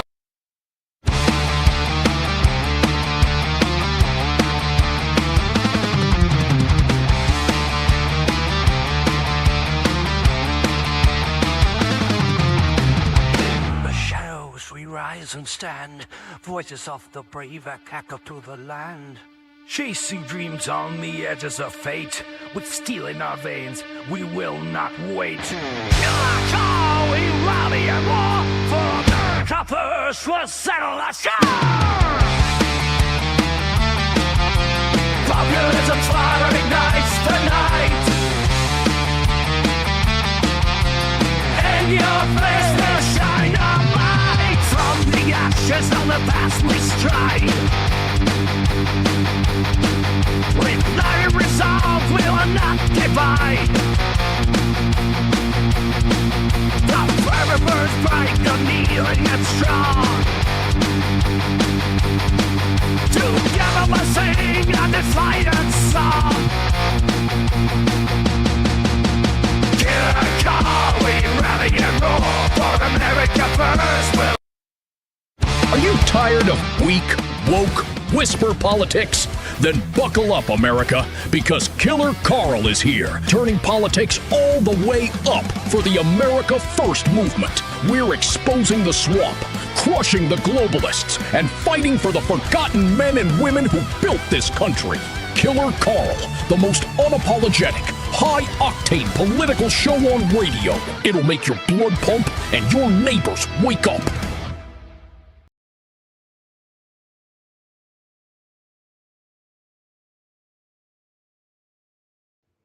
All right, welcome back to the Killer Carl Show. For some reason I'm getting a double echo. I have no idea why. But all right, let's bring up a caller. All right, caller. What's your name? And where are you calling from? Hello, Carl. This is Larry from Springfield, Ohio, the center of the immigration debate in this nation. I wanted to call and tell you because you said talking about the establishment. I just want you to know what the establishment did here in Ohio. They came in here and basically the GOP endorsed Vivek Ramaswamy with no input outside of what those committee members are. Now, this has to change, folks. In this country, politicians just simply play musical chairs with their offices. Once they get done with one, they help their buddy run it the next time, and the musical chairs continue. Until we get rid of these rhinos, until we get rid of these leeches and bloodsuckers on this country, we're going to continue to have debates about this. I appreciate your show, and I'm a loyal listener, I assure you that.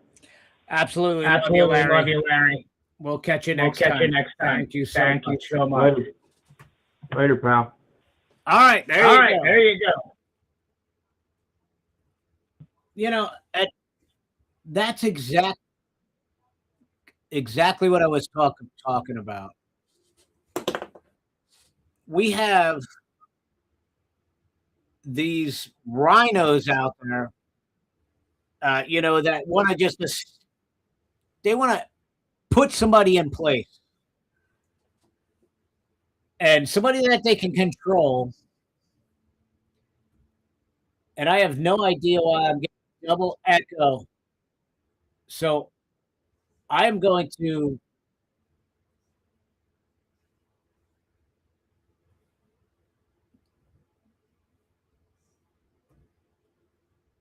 all right, I think I fixed it. All right. Now, the reality of it. All right, we're going to take a commercial break, and I got to try to fix this because it's driving me crazy.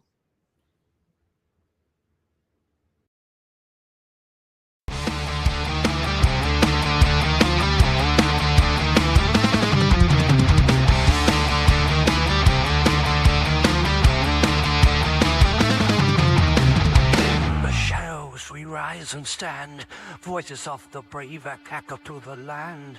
Chasing dreams on the edges of fate, with steel in our veins, we will not wait. Killer call, we rally and roar, for America first will settle the score. Populism's fire ignites the night. All right, let's hope I fixed it. And I didn't. I still got echo. I have no idea why. But we're going to try to make it through it. Hopefully you guys out there aren't getting echo let me know if you are. But for some reason, I've picked it up in my headphones, and it's driving me crazy. But with that being said, we will try to figure it out and get through this segment. But yeah, I mean, here we are. We're stranded in this never-ending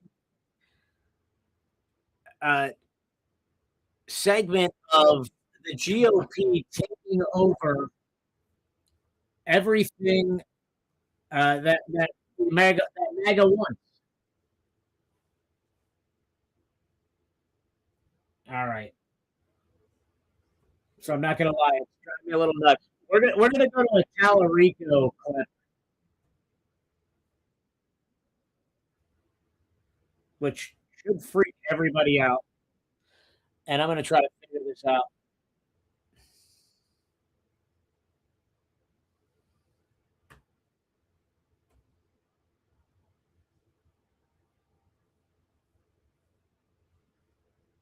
God is not a Presbyterian. God is not a Christian. God is not a noun at all. God is a verb. God is not a being.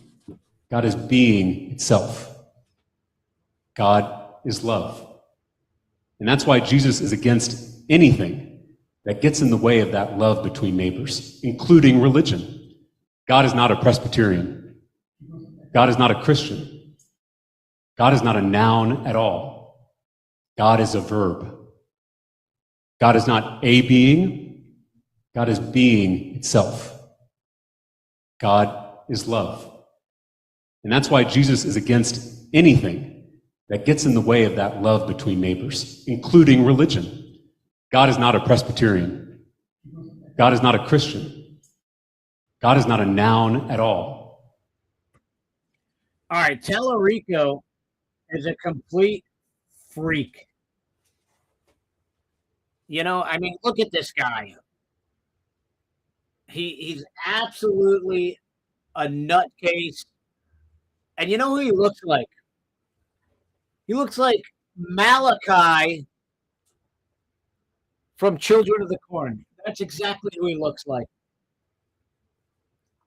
And the reality of it is that I have no idea who could vote for this guy, but you should fear him.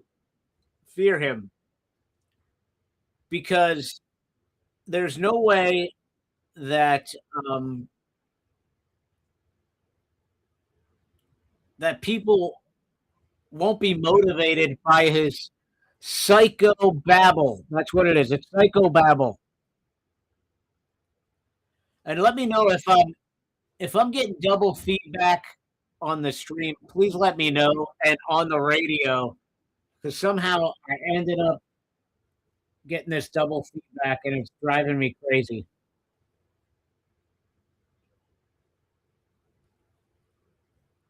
So I'm going to quick go to commercial break again and try to fix this. Let's go to line 1. Mickey in Quakertown. What's up?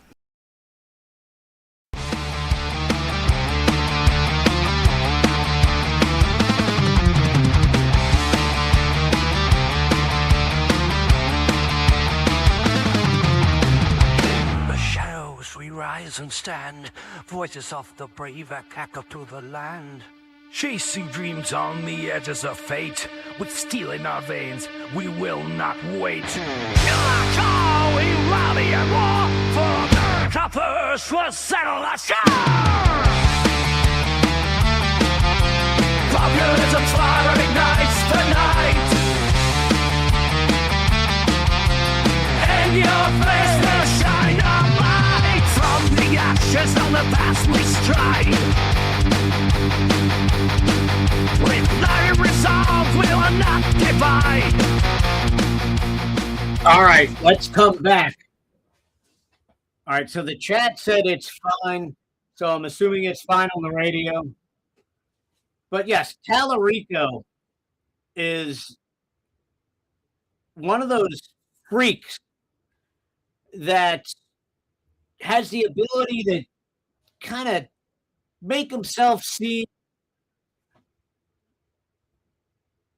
like a moderate when he's not. And the reality of it is that he's a hardcore socialist. And we see this happening here in Allentown, right? So we've got Ryan McKenzie, right? So he's my local Republican congressman, U.S. congressman. The only reason he won, by the way, was because he rode in on the coattails of Donald Trump. That's it. Right? So he's refusing to do anything as far as going into the inner city or any type of outreach, town halls. He's not doing any of that. But his opponent, Bob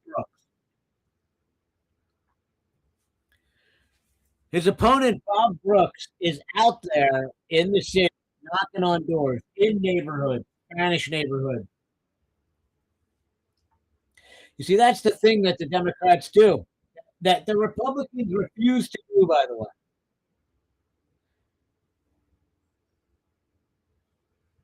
They refuse to go out, for some reason, into the inner city, knock on doors. Bob Brooks is doing it. He's doing it. That's why Ryan McKenzie is going to lose, because Ryan McKenzie, nobody's excited to go out and vote for Ryan McKenzie. My classic example of the rhinos,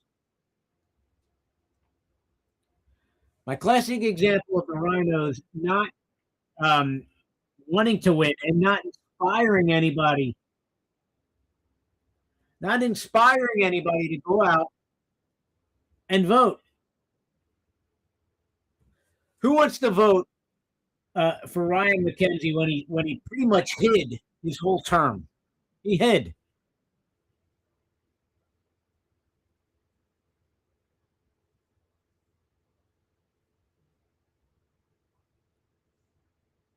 He absolutely hid his whole term.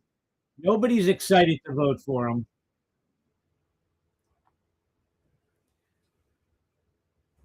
And that's the problem we have. There's people out there, they're excited to vote for Bob Brooks. Why? Disenfranchised youth. He's promising them everything. And you know what? Bob Brooks looks like your average guy. He's a bartender. He's out there. He's been a welder, a mechanic, all these things Bob Brooks has done. But what is Ryan McKenzie done? Nothing. He's hidden. He's hidden from his voters. And I think I just figured out why I'm getting a double echo. Hopefully that fixed, and it fixed it. Amen. Amen. All right, guys. I'm sorry about kind of struggling through that a little bit.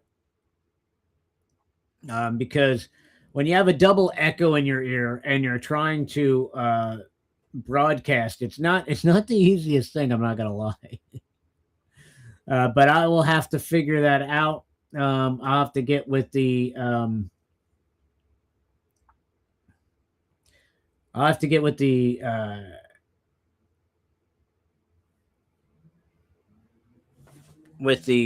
engineer and figure out why I was getting a double echo. But yeah, when you have somebody out there like Bob Brooks, and he's out there and he's pretending like he's the working class guy, and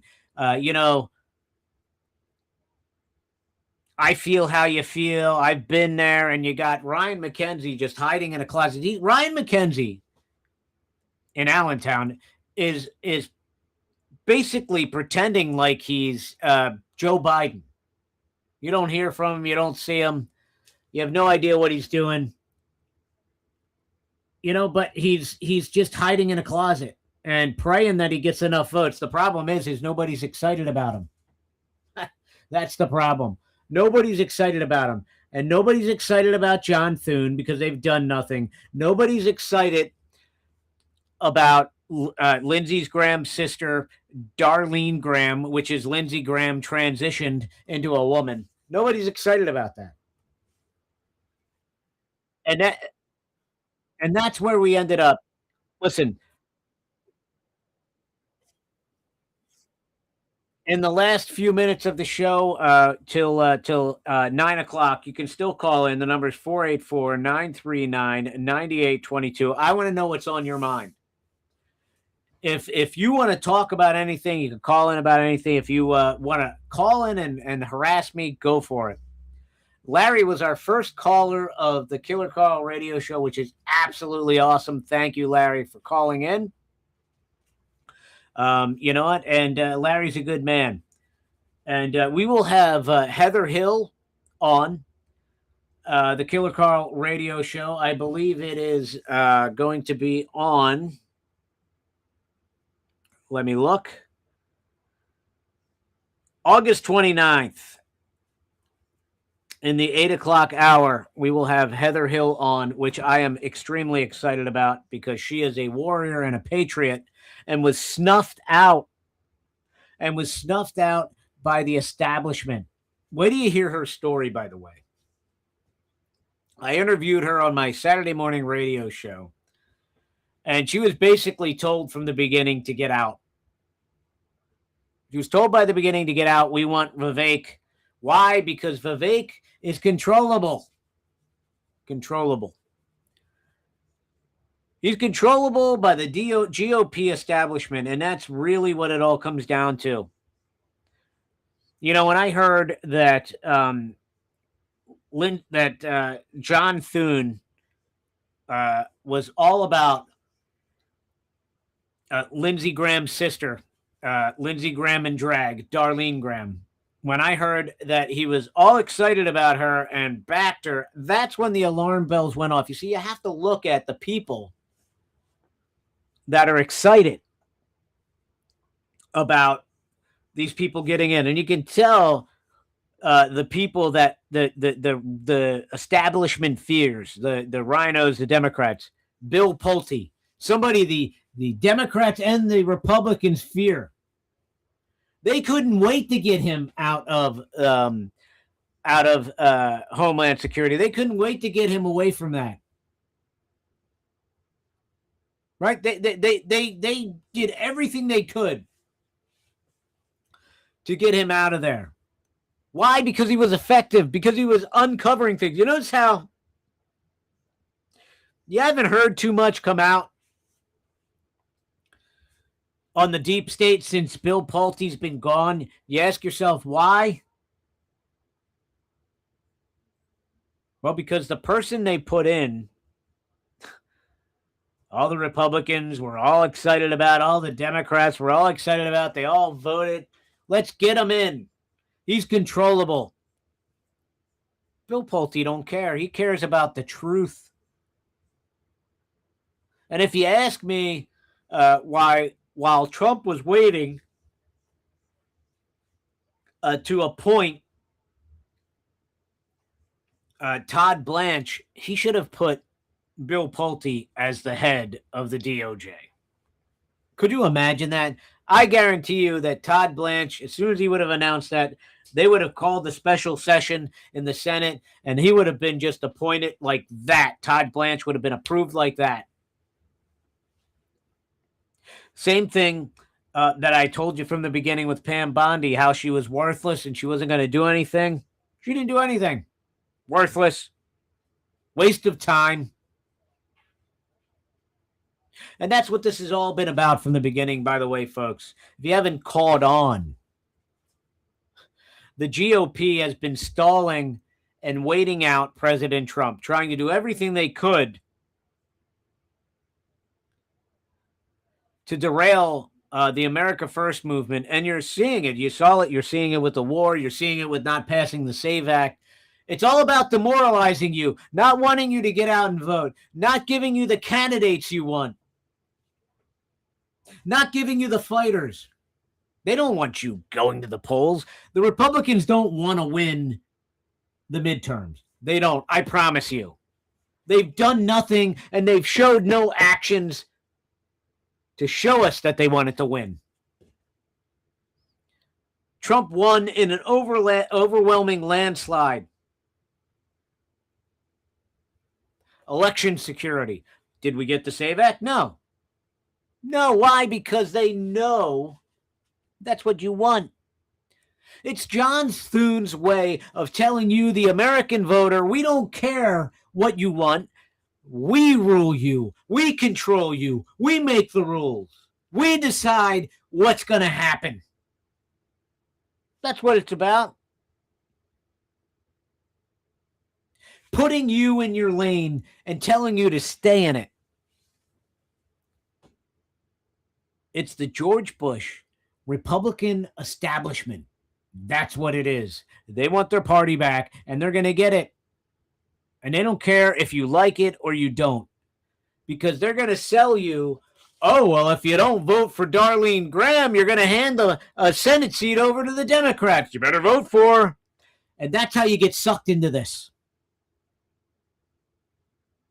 That's how you get sucked in to the do-nothing treadmill, never-ending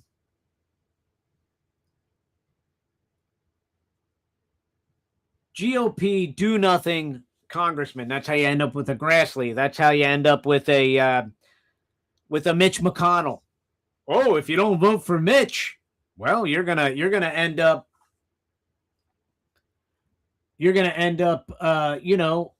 having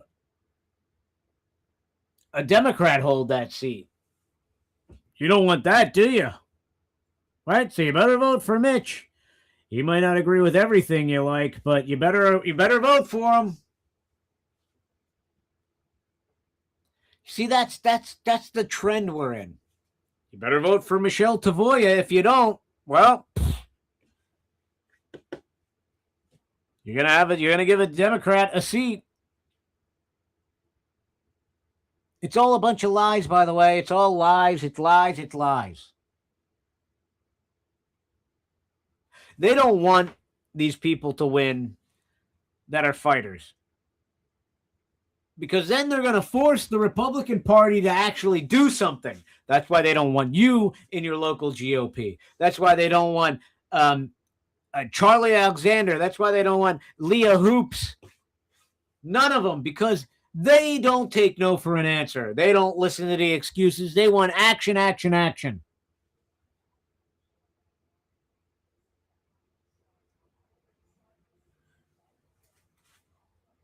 And the establishment GOP, those people that are comfortable in their positions and they don't want change, they want you to go away. They want you to donate money. They want you to put yard signs up. They want you to knock on doors, but they don't want to hear what you have to say. And they don't want you to be part of any decision making. That's the reality of it. And we need to realize that. We need to realize that what we're dealing with, unfortunately, what we're dealing with are people that don't truly care about America. They say they're America first. They say all these things, but they're not. They're their pocket first. They're their power first. They're their ego trip first. That's what they are.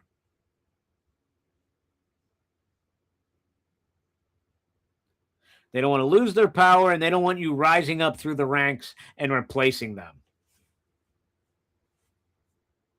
Because as soon as they see somebody coming in with fresh ideas that are good, they flush you out.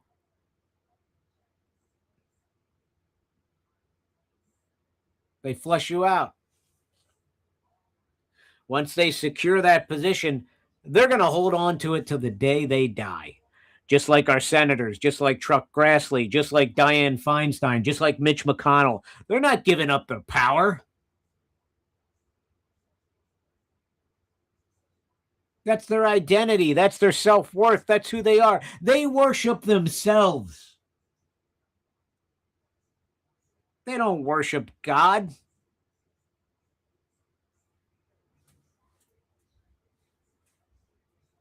They like their their lobbyists coming in and flaunting the money and taking them on their trips and all these things, and the ego and the power trip they get. Just because they're 100 years old doesn't mean that goes away.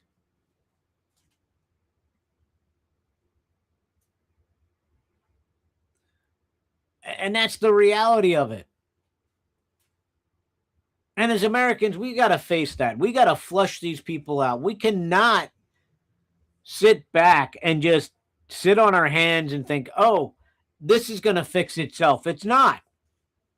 It's going to take you getting involved. It's going to take you getting involved in the political process and pushing back hard against these people, forcing your way in. You know, when you go and you volunteer for your GOP or local office, don't tell them who you are. Just go in. Don't tell them you're, America First or whatever. Just go in and act like you're just, a typical good old boy Republican. Good old boy Republican. And then work your way through. And as you get to the top, then you can make change. Lie to them.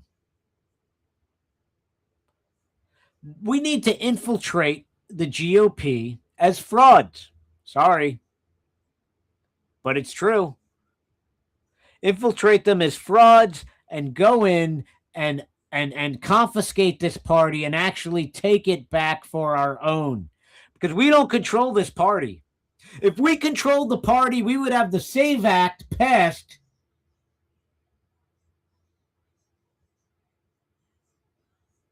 We would have all of President Trump's nominees, cabinet members, all of them through already. Judges, everything. We don't have any of that. They won't even go to recess so that President Trump can nominate recess appointments. That's how you know we don't have control of this party. That's how you know MAGA doesn't control this party. That's how you know it's still ruled by the rhinos.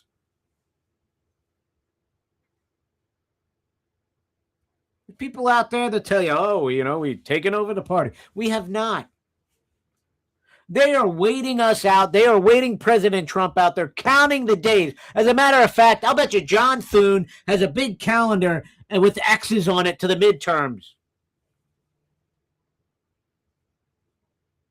Because after the Democrats take the House and the Senate, John Thune can go back to being the no-good weasel, and he is a weasel, and the same thing with little Mike Johnson.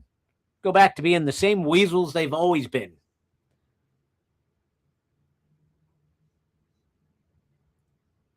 And I'm sorry, that's the reality of the Republican Party right now. They do nothing. They do nothing to demoralize you. Then they put in their selected candidate and they guilt you into voting for him. Oh, you want to hand the party to the Democrats? You better vote for Michelle Tafoya. You better vote for Lindsey Graham. You better vote for Lindsey Graham's sister. You better vote for Lindsey Graham transitioned into his sister.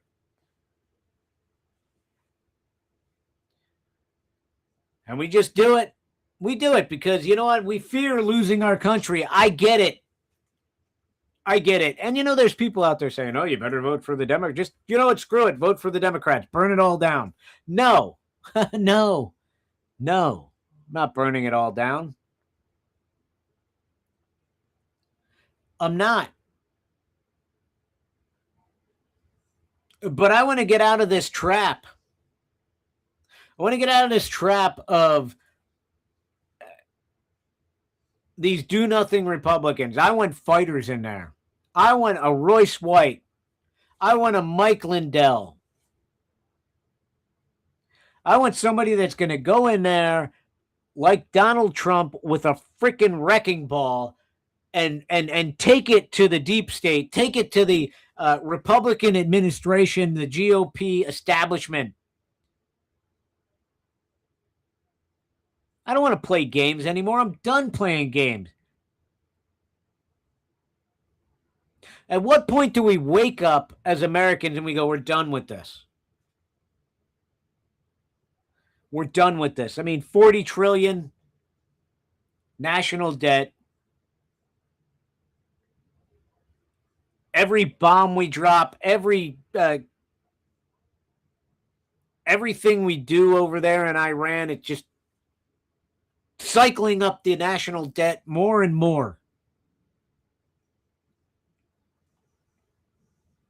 It's absolute insanity, folks. It's insanity, and we need to get a grip on it. And again, I'm not blaming President Trump for any of this. This has been a process of erosion that's been happening over time. And I think the effects of the erosion we're starting to see, the selling out of our country and our people. We're starting to it's starting to set in.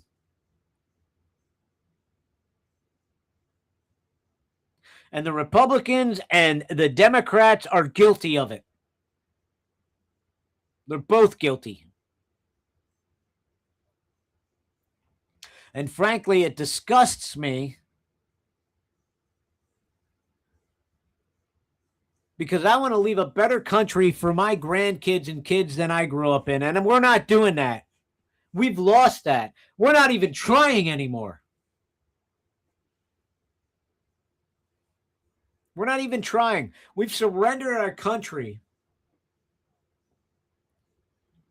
to crony capitalism. That's exactly what it is. Crony capitalism. We've surrendered our country to it.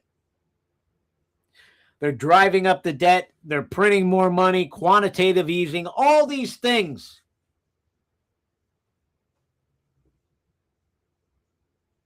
And you know what? Your average person is like, oh, you know what? I can still afford my car and I can go out to eat once a week. And, you know, I might not be able to save any money, but you know what? Timmy's got his Xbox 5, 7, 10, whatever they're up to now.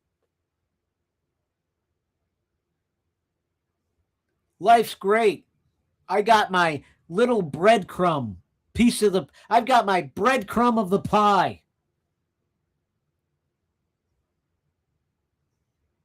They're not thinking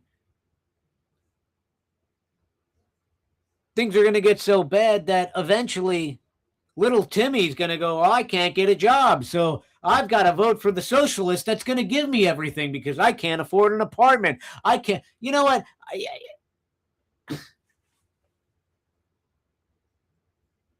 We have the GOP and these boomers, the boomer slop.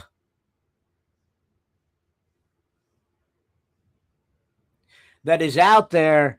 And, you know, I played it in my cold open. You got President Trump saying, oh, well, I'm not going to drive down the price of people's houses so that people that are lazy can afford them.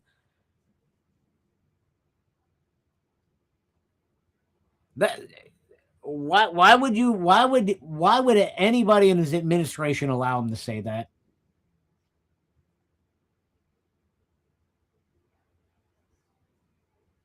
How about wages have been driven down because you're all about H-1B visas? How about that? How about we don't have enough mass deportations? I'm still competing with illegal invaders in the construction industry. How about that? Where's the Kung Fu plumber? Right? Why isn't he out there? Why are there still Haitians in Springfield, Ohio? Why are they still there? Yeah, ICE is there. Are they deporting them? Well, they're still there. That's the sad part, folks.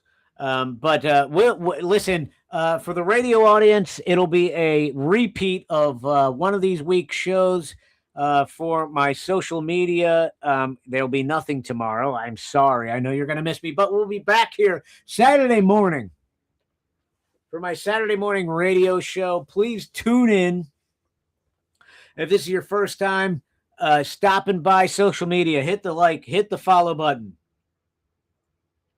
If this is your first time tuning in to me on radio, we'll be back here every night starting at 7 o'clock till 9 o'clock, Monday through Friday. Thank you so much for tuning in. God bless. Stay positive. And we'll see you Saturday morning on the Killer Carl radio show. God bless, folks. With SRN News, I'm Keith Peters in Washington. Iran is dismissing President Donald Trump's